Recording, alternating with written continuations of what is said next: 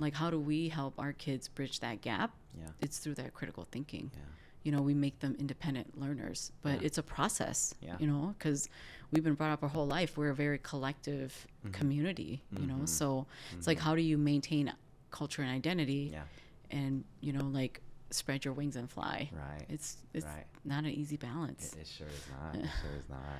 Now growing up, I just want to say that I want to repay you guys by, helping everybody else, the family. It's okay, Jimmy. You know we love you. 俾什麼呀？俾什麼罪呀？實到了你，有個血路逃避情美，這的被在夜了被情在 within your work， 被目好的了被熒幕到，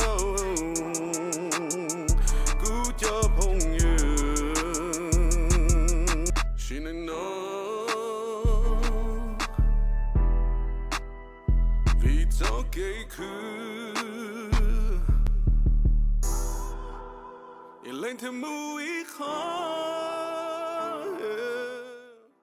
Hello, Nyojong, and welcome back to the show, The Pieces.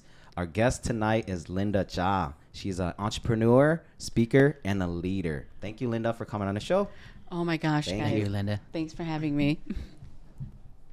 All right, a little information on Linda here, right? And I pulled this straight from her website here. You could find that on www.lindacha.com, LINDACHA.com. And Linda is a leader in serving the needs of underserved communities of color and immigrants, creating, implementing, and administrating effective programs that provide lifelong lessons for all.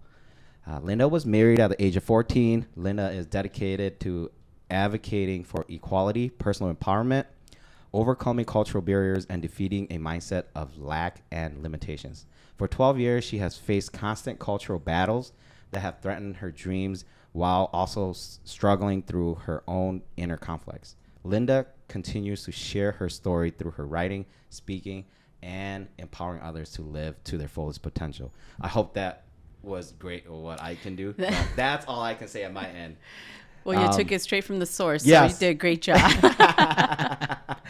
So let's hear what you can bring here onto the show here, because I know all we can do is just read words, and we need to hear it from Linda herself. You want to incorporate a little more of who Linda is?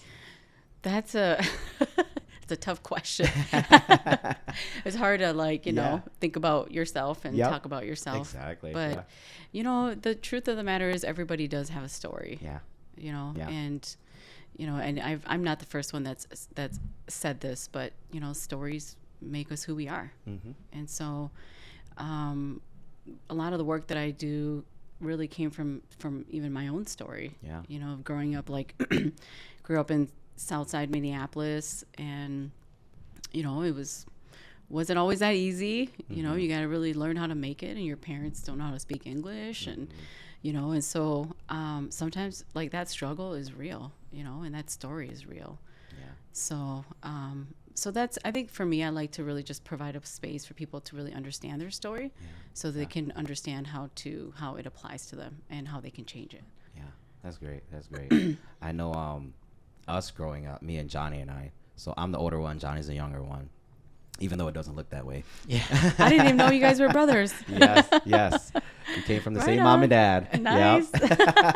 I'm the older one. Yep. I always call him the little big brother. That's why. Aww. Yeah. So Johnny and I come from a lot of our Hmong people coming in the Twin Cities. We come from the same background, right, Absolutely. Linda? Are you born here? I or was. Were you born? No, I was born here. Oh, Okay. Oh, that's great. That's great. Yeah. So your mom and your dad, or was it just your mom? No, my mom, my dad. Okay. Yeah. I only see your mom on social media. I don't see much of your dad. Is he still here? Yeah, no, my dad passed away Okay. shortly after COVID or during the time of it. Okay. So yeah. Okay.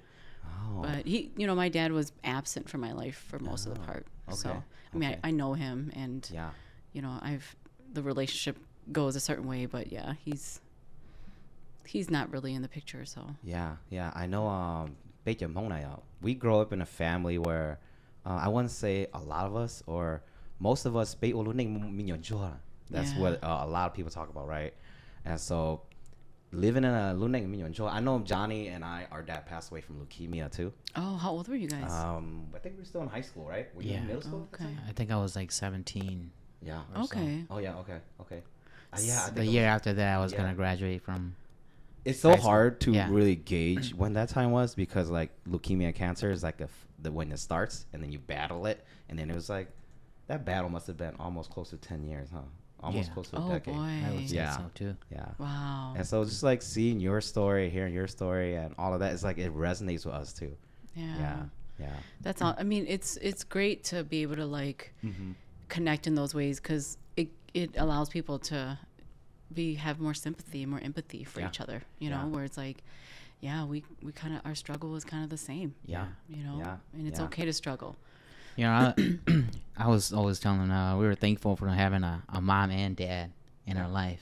But what was the difficulty with you, Linda? With you were saying your dad wasn't really in the picture. How was that? You know, my parents had a lot of like cultural riff. Yeah. You know, like you know when things get really cultural and deep and then it complicates everything and so I think for us as children it was like we were trying to find our way through that when one you don't really understand the culture, right? But you also know like it dictates so much of the future. You know, like how my mom's gonna be buried, you know, the family makeup.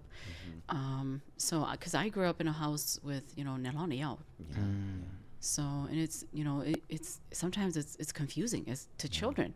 Right. Yeah. You know, like when you grew up in the motherland, so I've heard, you know, it's kind of like that's more of a cultural norm. But like for somebody like me, who I'm very cultural in the sense where my parents are very rich because they just came here, but I was born in the United States. You know, so I saw a lot of, I know a lot of people can resonate with this, where it's just like, you know, you grow up in a different world than your parents do.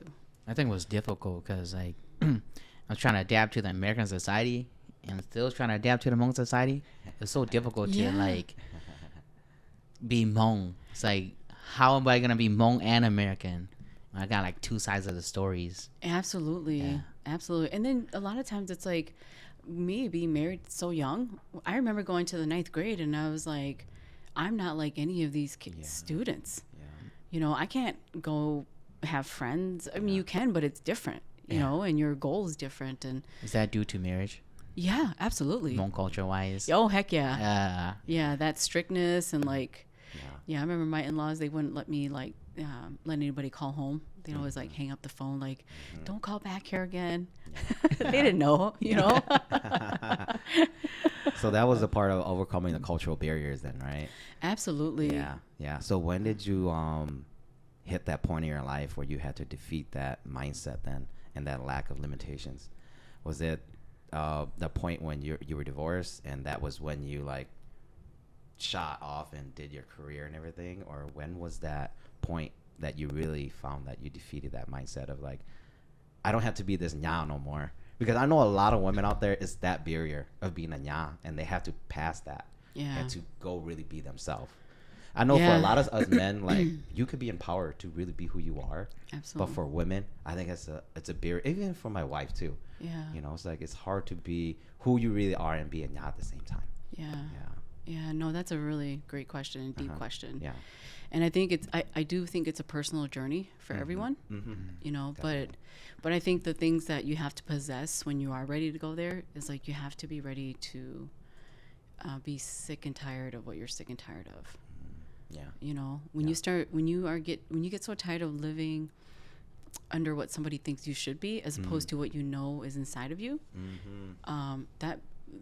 if you really aspire and touch that piece of you, that part will never die. So that part will eventually overcome, and you'll either soar, or you will always be afraid of, you know, defeat. Yeah. And I think that's what makes the difference sometimes. Yeah. And it doesn't mean you can't get up and do it again. You know, people fight over and over again to do it, but I think in our community it's really hard. But the breaking point for me was I mean, I had my own children, you know, I had my own career, and there were things that I knew that like this just wasn't for me, you know, and to fight that it's not always popular. Yeah.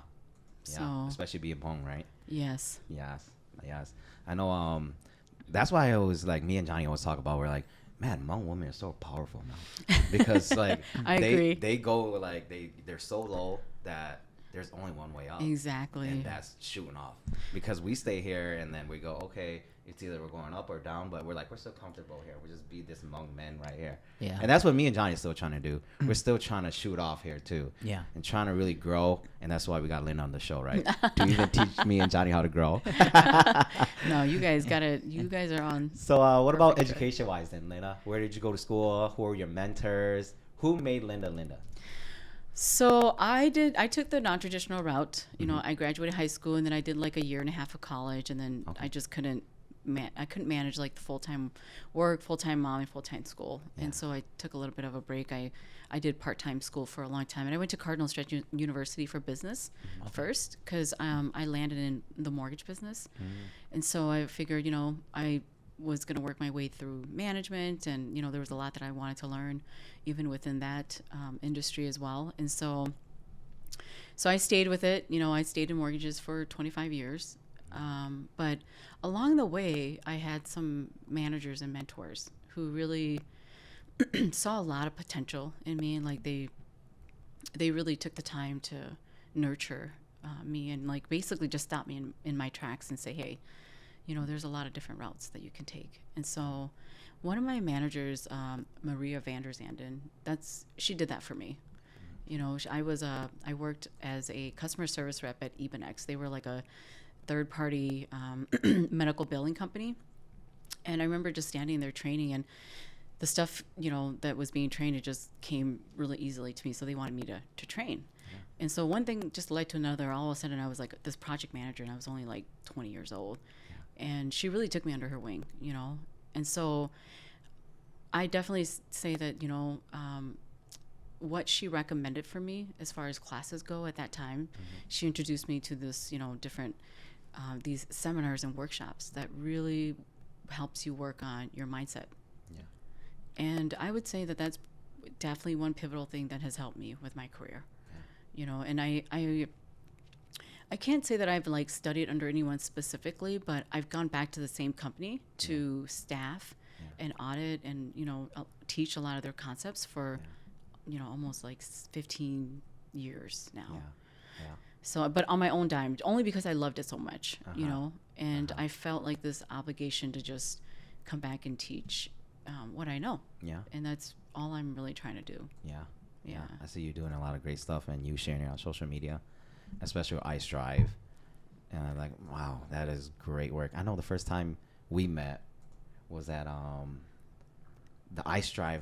No, it wasn't the iStrive. It was program. the Boys Empowerment. Yes, that was right. And me and Johnny, I think it was I don't know. I reached out to them. I donated a little money. Johnny and I donated a little money through the pieces. And then they reached out like, hey, you guys want to do a class? And we're like, sure. I don't know what we're gonna talk about, but I mean, there's a reason why we started this podcast. Yeah. And so that's the reason why we're gonna go there and do what we do and talk about what we talk about, and just being you is what we were talking about in our conference that we had there. That's awesome. And it's just like, because nobody's gonna really change you. There's only one person that's gonna change you, and that's you. Yeah. Like, everybody is influenced or some part of your life or some pieces that makes who you are. 100%. But then there's only one person that changes you, and that's you. Yeah. And that's what we were talking about through all that. And it was too bad that I didn't get to see yours. I know, likewise. Like, man, it's like we need more like sections so we could like get a couple more. I know we both met at the Dictum Dose one. We did, yeah. We're like, oh, I have to meet this doctor here. That's all over social media. I know, and he did a good class. He sure did. I learned a lot from him. Oh so. yeah. Oh yeah. So what got you into the iStrive stuff then, Linda? So, you know, I can't give a whole lot of credit to myself, to be honest. That's actually all Pang Yang. Yeah. Yeah, she's she's like the visionary behind that. So I'm just here to really support her. Yeah. And she, you know, she's got a big vision. Like, her whole thing is really about language reclamation, culture identity, you know. And so the piece that I bring in with Climb is just kind of a sliver of her entire vision. So I Strive was actually, it's an adoption from Concordia College's Hmong camp. Okay. So they retired it after Okay. 19 years. Dr. yeah. Sally Bass was heading it up. Yeah. She's headed it up this 2 decades basically. Yeah. But they had a change in dean, and so they had a change in vision. Yeah. So they actually brought, Dr. Sally Bass is friends with Pang. Yeah. And so they had a conversation and was like, well, is this something you're interested in? Because Pang and Jenna just started a nonprofit, which is Minnesota Jeja, the nonprofit that I'm a part of. Right. Yeah. And so they've been doing some really great work. And so it was just kind of, an accident, to be honest, in the sense where they were, had a different direction. And so I came on board because she has me run the leadership piece within the middle school and high school kids. And so, but I'm a big proponent of the camp. Obviously I'm biased, so I'm just going to be very honest about that. But it's a great camp, for kids who want to go and have fun and, explore cultural identity and learn how to grow. So it's like a lot of kids, I've seen it with my own eyes, like kids leave and they don't want to go back to regular school. Yeah. They just, Yeah. Now So you guys have your own school too. So that program just recently went to the district, so the 279 district then, right? Well, so it's technically not 279. It's just part of our nonprofit organization. okay. So it's just a summer program that runs from, the first 2 weeks in August. It's not tied to any sort of school or anything. We just, everything is funded, I should say. So I can't take any credit for this. This is all Pang. So maybe you guys should get her on the show. If you want to talk about moving mountains, she's a powerhouse, and I love her. Yeah. So I wish this program was still there when I went to that school. we hear that a lot, actually, from a lot of parents. Like a lot of work that we do in schools. Yeah, they're always like, "Dang, you Hmong kids, you guys don't know how lucky you are. We wish we had these programs." I graduated from that high school. No way. Yeah, I graduated there, and I was telling too, man, now I'm back in classroom speaking. That's the way it goes. Everything comes back full circle, right? Yeah. Yeah. I guess you don't know what you have until you grow up and you're like, man, those were valuable resources. I know me and Johnny always talk about, if we had to go back again, we'll probably go take all the communication classes and all of that. It's like, oh man, what were we doing taking Phi-Ed all the time, right? Yeah, I know. And it's one of those things, like everyone's on their own journey. But yeah, if you're exposed to it and you kind of come in with that open mind already, you don't have to work as hard. Right. So. Right. Can we talk a little bit more on Ice Drive and what you're doing there, Linda? I know you talk about, especially you're there to talk about your story and what you really do, right? And you're teaching that to a certain age group too, right? I do. So I don't necessarily really go into my story with the kids, but I do really help them with the concepts. I see. Because I feel like, I know that kids, as they're younger, their brains are, they have more flexibility in terms of being able to kind of reframe some of those things at a much, different and easier pace. But, and it's not anything bad, I really help them with like understanding pain, like what does that mean? And then, like what does good and bad mean? Because it's all relative, right? Yeah. And then a lot of the kids have gone through a lot of really traumatic things too. Right. So it's like, how do you help those kids reframe all the trauma that they've had, Right. And so, so I do, it's a lot of like, group work, and we do a lot of talking and a lot of listening, but, and there are key concepts that the kids have to grasp in order to really be able to like understand, like, okay, this is how it applies. So like one of the things, I'll give you an example that we teach all across the board is the 3 R's. And it's a thought process that, almost every single one of us human beings have, unless you're like, even if you're aware of it, all of us have it, and the 3 R's is, if people could really understand how to process through the 3 R's effectively, this world would be a much more peaceful place. Especially in high school and middle school, where it's pretty bad. But, the first R stands for resentment. So you think about, everything that happens in your life, there's going to be negative emotions that are attached to that. You have some sort of resentment, and, take, for example, like for me, like my dad, he wasn't around, and for a long time, the stories that were fed to me through whatever sources, things that were out of my control, I developed some resentment, But as you get into your adult years, that resentment, it frames, the quality of your relationships. Yeah. Right. Yeah. And so if you don't really understand how to deal with that and work with that, it could really hold you back in a lot of different ways. So we help kids process through it faster and quicker, so that when they're younger, they're not so attached to certain things. Right. So you do that by counseling and talking with them, and actually, it's not even. I do it through a lot of exercises. Okay. So we'll go through the concepts with them and really help them understand, because so I didn't go through all of them, but the first one is resentment. The second one, then if that issue never gets resolved, it turns into resistance. Yeah. I'm sorry, it's actually turned around. First you experience resistance, and then you go into resentment, where that mode where you just have those negative feelings. Yeah. Because first, if you don't like it, you're going to resist it, right? Just think about anything in your world that you don't like, you resist it. And then you go, if it doesn't get resolved, it goes into resentment.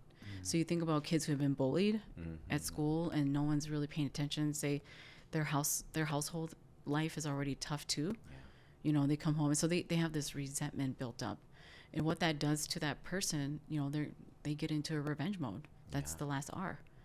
And you think you're not doing it, but sometimes it's the slightest little things, like withholding love, and like not communicating how you truly feel.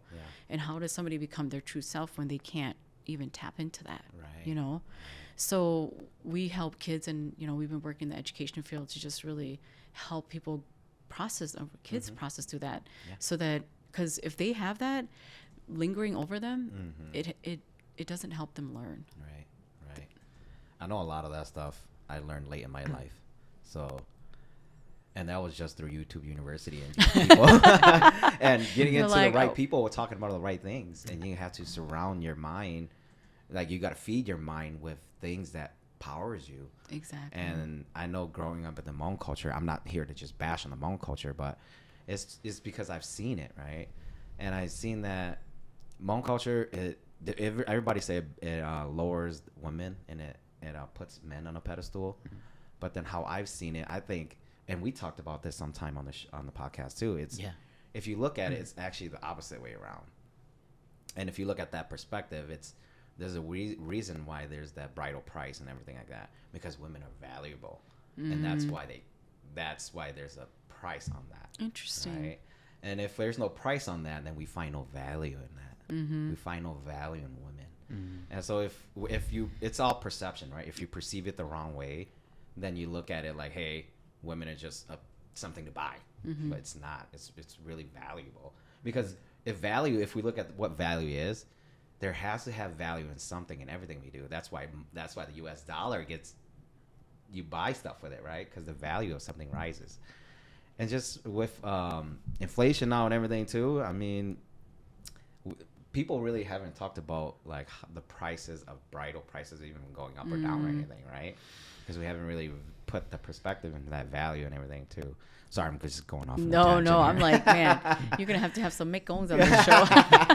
Hopefully they don't raise the prices too high. Yeah. But I see exactly what you're talking about and all of that, because if we don't feed our children's brain with all of this necessary information, then it just flies over them and everything goes over, and you're not looking at what you're supposed to digest or whatnot.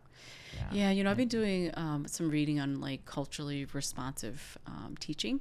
And it talks a lot about, dependent learners versus independent learners, and how a lot of people, BIPOC community, they're very dependent learners, whereas the white community, they're very independent learners. And understanding how that gap and how different, communities learn, like how do we help our kids bridge that gap? It's through that critical thinking. We make them independent learners, but it's a process, because we've been brought up our whole life. We're a very collective community, so it's like, how do you maintain culture and identity and, like spread your wings and fly? Right. It's not an easy balance. It sure is not. It sure is not. So, how about at home then? Do you, your mom's still here? I seen you have a lot of sisters. I do. Right? And you have 2 children, right? Can you talk a little bit about that? Like how you even balance all this time and your career and having time to just relax with your sisters too? Yeah, I know everything's a balance. Yeah. You know, I do have a huge family, and I love it. I wouldn't have it any other way. I have 6 sisters and 1 brother, and I have 2 boys. And my boys they're older already, so they're in their 20s, they're young men, so I don't have to be around and take care of them as much, so that gives me some flexibility. And my family, they're very family oriented too, so they're very busy with raising their family, so we always try to make time to just hang out, even if it's once a quarter or once every semi-annual. We just got to make the time. So can we talk about your little boy, your 2 boys a little bit? Sure. I know you post up a lot about one of them doing a lot of dancing and stuff like that. So, and they're in their 20s, right? Yeah. How do you let that go and let them be who they are? I know for women, it's so hard raising men, right? It is. Sounds like a Tupac thing. Right? I mean, Dear Mama. Trust me, that song I'm pretty was sure playing today. Yeah. So how do you let that go and let them be men? How do you do that? Yeah, I mean, it's not always a walk in the park, I'll tell you that. Yeah. It's, there's a lot of forgiveness, Yeah. a lot of talking, Yeah. a lot of, being open. But I think most importantly for me, it has been a result of a lot of the work that I do on myself. All the work that I've started to do way back 15 some years ago in personal growth and development really helped me separate my expectations from allowing them the space to live their own life. And it's hard because sometimes you have a vision for your kids, and to separate that and say, hey, they have a vision for themselves, to really create that space so that they can express that is, I think, for me, it's been the ultimate challenge in life as a parent. And so I really encouraged them from when they were really little. If they said they wanted to be, my son wanted to be a dancer, I wanted to support him to the nth degree. It's how do we make you the best dancer? So I would definitely have to credit the work that I've done, but I'm proud of both of them. Great. That's great. I know I grow up with, I have 5 kids right now, so I'm still trying to learn. I'm trying to grasp information from you right now on how to raise great kids, right? Because that's what we want to do. We want to raise great kids. Yeah. And so for me, I do a lot of just communication, open communication. So I just let them know that, hey, if you want to talk about something or if you need something, if I don't know it, we'll find the answer to something, right? That's a great approach. Yeah, that's a great approach. How about you, Johnny? Do you have children? I do, but she's no longer here with me, so. Oh, I'm sorry. Yeah, so I have all my nieces and nephew, though. How to be a great uncle. Yeah. Hey, best auntie of the year right here, okay? Exactly. No, I think I would have to say, if I had to pinpoint down to one accomplishment that I've had in my life to this point that I'm the most proud of, it's definitely being the best mom that I can be. Just watching your kids be good people and strive to do great things. Right. And they're gonna mess up, but you get to share that life with them. I think is ultimately the best. Yeah, I know my mom says that a lot too. She's like, "Johnny, you want your license?" Hachi. So no daughter, 2 boys. How 2 was boys. it raising 2 boys? Because my mom had 6 of us. Oh, 6 boys. 6 boys. Oh man, I think she needs to be sitting right here, not me. When is mom gonna make it on the show? I ain't got nothing on her. Should have had you and mom on the show. For sure. I just be like, listen to her. Boys, I feel like they're easier, I think. They're in the sense where they don't really, my boys never really complained about anything. They kind of kept to themselves, in terms of they just kind of go with the flow. And, they have their phases, trust me, where I've had phone calls in the middle of the night and they push their buttons and boys do boy things, and their dad was there around, for them for those moments too. And so, I think that's important too, is having a dad. Yeah. So I definitely can't take credit for all of it. Their dad definitely helped them become men too, and it's hard, all I can do is, I think with my boys is always make sure they understand that I believe in them. Yeah. you know, and that I love them unconditionally and they can be anybody they want to be, you know, and it was, I think it's as parents, it's hard to let go of like, when you think your job, like when you know that this is not your time anymore because they have to go and learn things on their own. Yeah. It's hard to let go because right now you're the focal point for your kids, right? You teach them everything, right? They come to you every little obstacle they run into, they come to you, you know, and then they get to a point where they start getting to struggles where you're like, you just know that you can't, your road has come to an end with them. Not in the sense where the connection, but just like, you know, that lesson. It's like, dang, you got to go learn it on your own. And sometimes it's painful because you see them go through things and you're like, you know, so I think for me, it was understanding as a mom that in those moments when they go and sometimes things don't work out, they always need that one person that's like, no matter what, like, I believe in you. So, and that's what I've always just wanted to be for them, was just be that person. I know you're powerful enough. I've seen it. And you know, that's the reason why I do a lot of what I do right now. And I tell Johnny and them, like, I'm trying to run a marathon. Because I'm so sorry about that too. I was like rooting for you, man. I know. Yeah. So what exactly happened? So I sprained my ankle playing basketball. That's what happened. Yeah. So when you become more active, you'd be like, I feel unstoppable. You're like, I'm Superman. Yeah. And then and then you finally realize you come back into knowing what your kryptonite is. Yeah. But yeah, the idea behind that, what you were just talking about. So I'm gonna go off a tangent on that and talk about that. You transform yourself so that your kids can transform too, right? Because they only see as far as what you can show them their dreams. Yeah. And then once they get out of your household, they go see other people's visions and dreams. Yeah, that's how I look at it. And so right now I'm trying to empower myself so I can empower them through that. And so what they see from me is like, okay, be a role model, right, to them, and not do the certain things that I don't want them to do.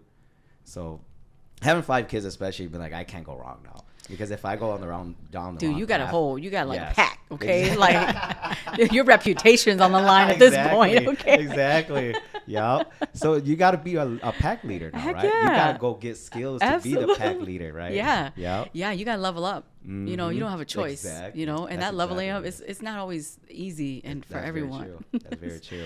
So that's why I was asking about that balance stuff of like how you balance all of that, right? Yeah, I mean, seriously, I don't get it right all the time. Yeah. You know, like I think there are certain principles that I don't negotiate with. Yeah. You know, like when I'm with my kids, especially when they're young, when I'm with them, like nothing else matters. Yeah. You know, and so I'm not taking phone calls and making other people feel more important than them. You know, I mean, there's obviously spaces for that, you know, but like if I'm going to show up for them, I always show up, and I never back out of my word. Yeah. So when did you start obtaining all this empowerment stuff? Was it through like seminars? Yeah. Or was it through like all the individuals that you're around, like getting to where you are now? How did you get all of that? How did you get all this superpower? Oh, it's funny that you call it that. Like seriously, I don't even see it. I definitely don't see it that way. But I think for me, it was just like, it definitely was that first seminar I took was called The Basic through Psy Seminars. It definitely changed my life. Yeah. Like I hung on to a lot of baggage that wasn't serving me. And especially around my culture, you know, my dad, my mom, growing up with Nilhonayo, you know, and then, you know, we grew up shaman too. Yeah. You know, so it's like, but churches would help us. So it's like, there's a lot of confusion sometimes, you know. Right. Talk about luggage. How did you decide to just drop it? So, about what again? Like you talking about like weight, luggage, and luggage stuff that you don't need in life. And when was it that you just decided, okay, I'm just gonna drop it? And how do you overcome that? So a lot of the stuff that I learned through some of these seminars that I've been through is all about that. It's about breakthrough, and so it's hard to explain because a lot of it is very experiential in the sense where like come do a class with me and I'll show you. Yeah. I'm serious. Yeah. Okay. We're trying to launch some of these in the Twin Cities, but you have to come. The first one is a 3-day class. Okay. And you come in and, we teach you the concepts, but we also walk you through the experience. And typically when you come out, you are a changed person in the sense where like, you see your parents in a different light. Yeah. You see your situation in a different light. Yeah. And then now it's like, okay, well, the onus is on me now. I know these things exist, but I'm the only person that can change them. Yeah. And so I walked out of that class just really owning that, I think, and really understanding that like I had control. And so I tested all the concepts that I learned. So I'm like, if this is really true, then, if I put it to work, it'll come true. And it did. So when is this next class that you're teaching? We have one coming up in August, Okay. August 15th through the 17th, with Hope Community Academy. Okay. So they're bringing their educators through it. So that'll be hosted at that school. It will, a charter school in Eastside St. Paul. Yeah. You got to send me the link and the I will. information. All so right. I could, Yeah. once I post it up, I'll share Absolutely. that as well. Absolutely. And give this information to a lot of people that need it, even us. Yeah. I feel that us Hmong men, I think that we need that too. For sure. Because For sure. it's like we're so lost in so many ways. And I always tell too that our Hmong women are so powerful because they can strive through that and they express their feelings out to make them more powerful. So it's like, how are the Hmong men's gonna surpass that stage too and still take the pride in Hmong men and be open to more successful mind? So it's like, Because, the truth of the matter is, like, a lot of Hmong women want powerful Hmong men. Like, we want the Hmong men to lead. yeah. And so I think that a lot of it is, it's a lot of it is cultural, right? Yeah. That we're these like expectations that you guys are supposed to adhere to, the, responsibilities. But also there comes a point too where a person has to make those personal decisions for Yeah. themselves. And how do you have that empowerment to do that without feeling guilt? And so, and it is a complete different, mindset shift. But gosh, if Hmong men could figure out how to like balance that, because Hmong women are different too. There's some that are going to really want it and others that are like, I don't care so much about it. Yeah. But just really finding where you lie within that, your culture, your community, and being okay with it, but then like leading with confidence and Yes. strength and leadership. Hmong women want Hmong men to lead. Yeah. But they got to step into it, and they won't until they really find their true power. Because I believe that us Hmong men should leave more negativity behind so we can lead more into a better relationship, or even with Hmong women and Hmong men, so we can be a better leader with less hate. Talk a little bit more about that. Because tradition plays a lot of role, culture-wise and age gap, older Hmong men to younger Hmong men, and we follow through the footsteps of the older Hmong men, but we can't find our way out to be a young leader in the Hmong community. So that's where we're following the footsteps of the Hmong men, but are they really taking the right footsteps? Now is our time. How are we gonna get out of the footsteps and be a powerful Hmong man and a Hmong leader? I mean, because the question really then lies is like, what is right? Yeah. Right? Because that what is right that's all relative to, Right. according to who it is. But I mean, if you really understand what those true values are, and then you measure that man against those values, because I feel like there are some Hmong men that have great traditional values, but they abuse their wife, or like they cheat on their wives. Yeah. They're really strong in the community, but they don't hold that value, So I think as Hmong men too, like my challenge, and I face this, and this is something even with my boys that I teach is like, what does integrity really mean to you? Like to live a life with integrity is not easy. Yeah. So, and I think Hmong men, I would love to see strong Hmong men like you who are putting up, creating platforms to talk about this stuff, exemplify that and model that. because the boys are going to be looking up to you guys. So like, what does it mean to be a strong dad? You know, what does it mean to be a strong Hmong man? Like sometimes you can't always go to events because your kid has a recital, and that's important, you know? So it's like, we're finding that balance, but like it's leaders like you guys that get to dictate that too. Yeah. I wanna come to your to my class. Yeah, your all class. right, I got you. I think that's very powerful because where we just keep following the same footsteps like you were talking about, and we're not going anywhere, and it's leading us towards I don't know how to say it, but it's kind of a different direction. So we need to get out of that footstep and lead a different way. Yeah, so. and I strongly believe that we can lead without like stepping over each other. Mm-hmm. We can lead without, you know, leaving parts of our culture that we don't want to leave. Yeah. You know, people can be empowered to do those things, you know, but we got to, as a community, be open-minded and let people grow through that, you know, and it's easier said than done because like somebody like me, who I'm a divorcee, you know, like that's a complete different look, right? In the Hmong community. Same here too. I know exactly what let's you're saying. Pound that, yeah. Yeah, they perceive you differently because they're like, you're talking all this, but your life is different. But it's like we're moving a different route here. You know, you look at the American society, American professional way, they don't even look at that anymore, and they are still leadership. They still play a leadership role in their professional life too.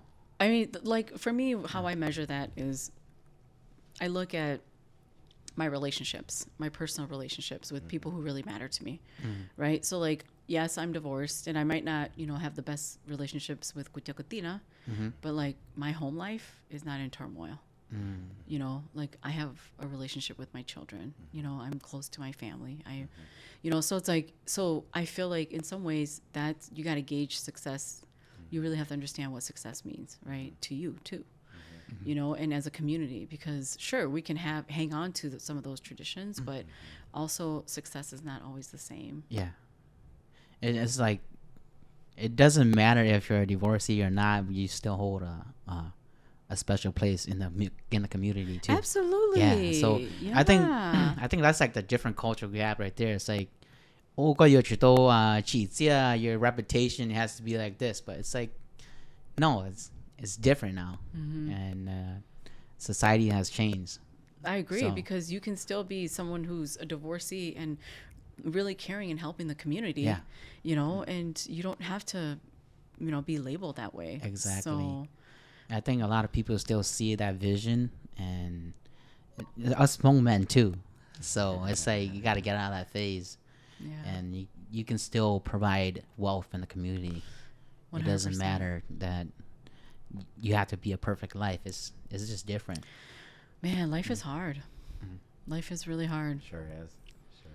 So no, I 100% agree with you, because like if everybody's life was like cookie cutter, then you can apply all those rules, right? You know, right. But life throws you a lot of surprises, so you just never know what people are going through. Exactly. Yeah. So survive the fittest, right? So you just gotta change. That's right. Yeah, it's true. Yeah, it's true. Because if we don't change, then our kids will never change, and then same old footstep. Yeah. And exactly. Got to overcome that past. Like I've been in the community so long. Like I've seen like so many older generation gone. Yeah. And it's like it's our turn to lead. How we're gonna pick up the different steps. What do you see that needs to be changed? What do you see that needs to be presented for the future? And we just keep it like that. So definitely it'll be more more versatile for the future, I guess. It'll just fit in more. 100%. Yeah.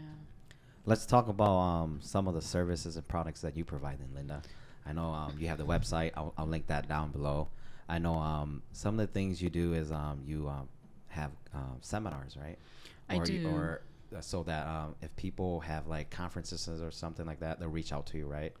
What are the some of the other services that you provide, like the things you do on a daily basis? You're consulting, right? You're coaching and stuff like that. Yeah.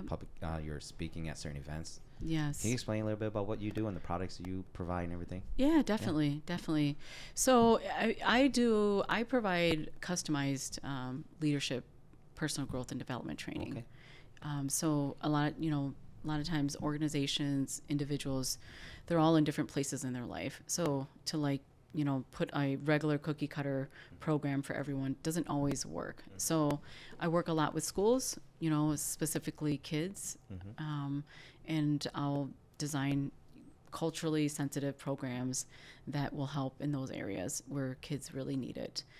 But I also work with educators. So I'll do, if I have 2 days and 8 hours a day with them, I'll customize a program that will help move them in the quickest direction of where they need to go.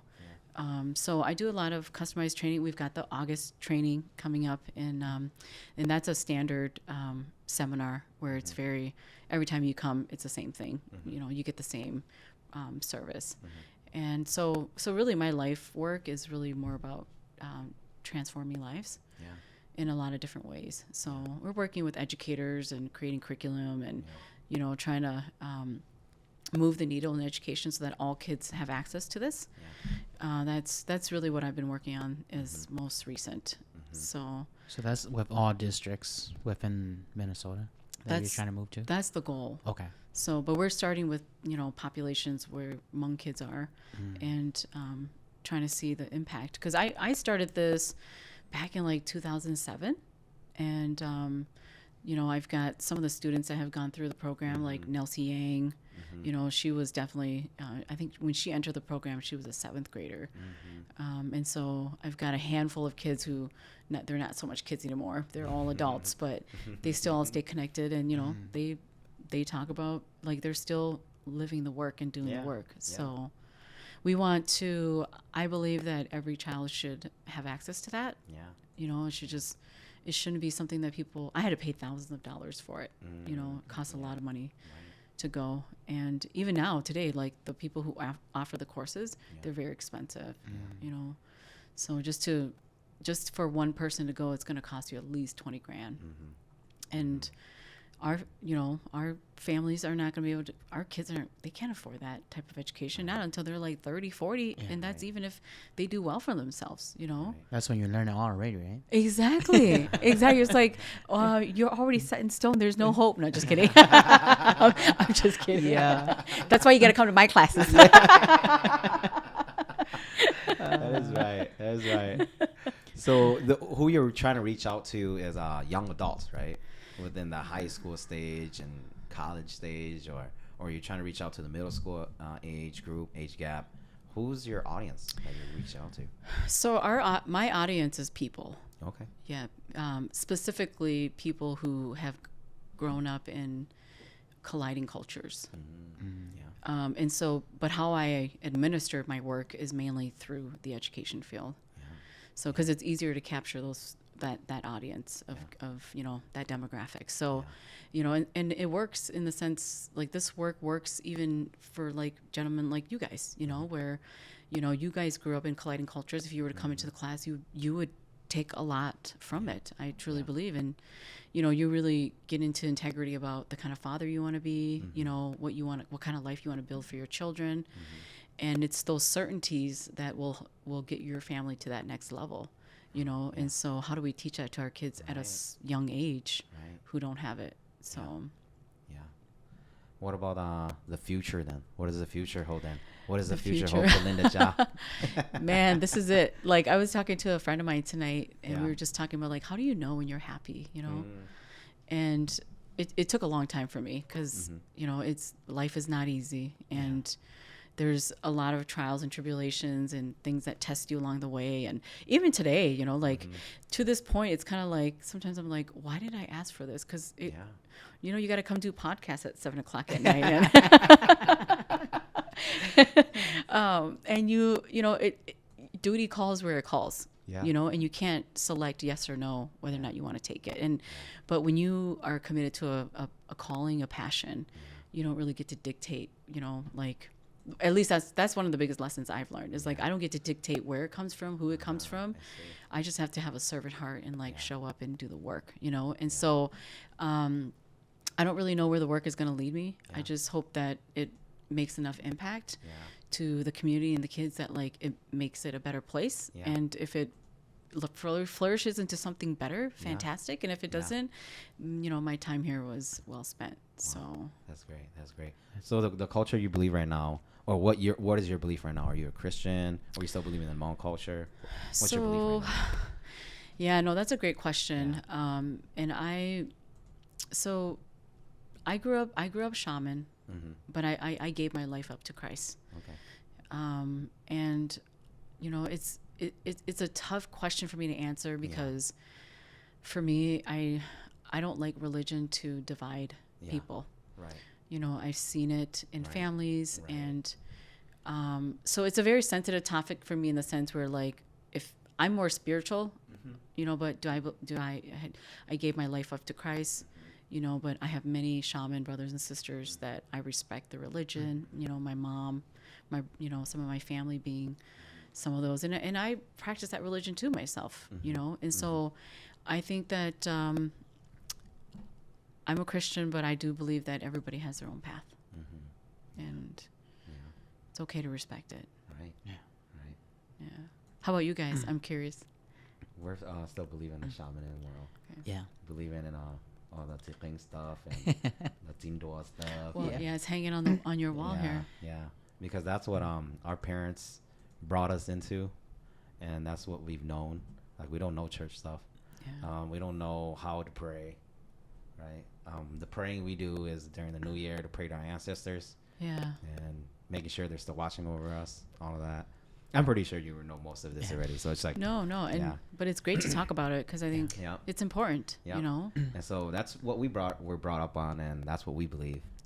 So I Strive Camp actually strives to preserve all those teachings and knowledge, and that's why I think for me it touches me so much, that camp, because like some of those things are going to get lost, and I have family members who are very close to me that still practice shaman. It's a very real religion to them, and like for me, I've been there myself, and so no, I think it's I again, I'm not here to promote I Strive, but like if you haven't signed your kids up, you should. Yes, we're gonna put the links down below. Put the links down below because it's a dope camp, and this year we found so much funding for kids, and so we want kids to be able to come and money not be an issue.